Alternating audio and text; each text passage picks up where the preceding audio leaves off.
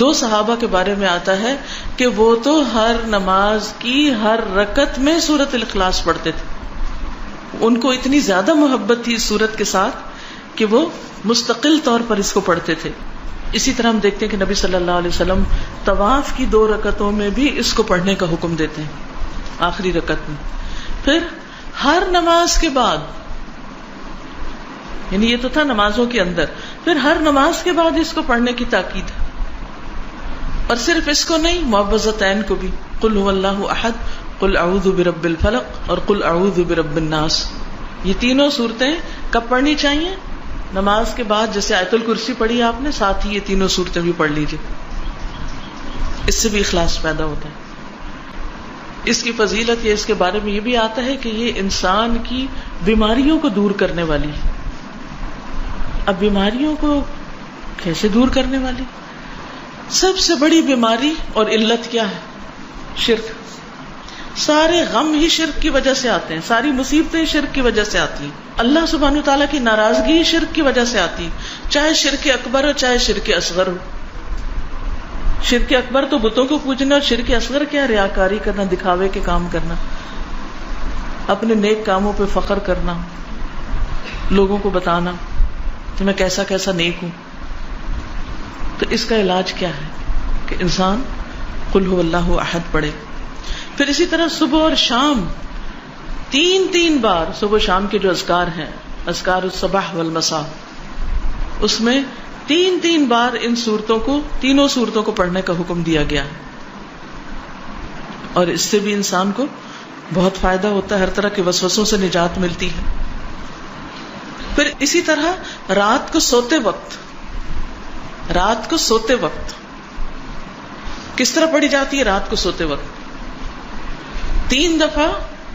مثلا نبی صلی اللہ علیہ وسلم جو طریقہ بتایا وہ کیا ہے؟ ہتھیلیوں کو جوڑ کر اس میں پڑھا جائے قل هو اللہ احد، قل اعوذ برب الفلق، قل اعوذ برب الناس، یعنی مکمل صورتیں. پھر ہاتھ میں پھونک ماری جائے. پھر سر، اور سر کے بعد اگلے حصے میں چہرے، اور چہرے کے بعد جسم کے اگلے حصے پہ پھیرا جائے جہاں تک ہاتھ جاتا ہے.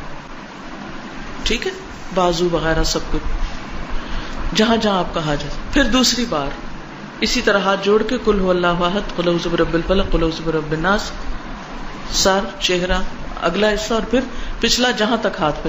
پھر تیسری بار اسی طرح 3 بار آپ نے اپنے آپ کو روزانہ رات کو سوتے وقت دم کرنا ہے.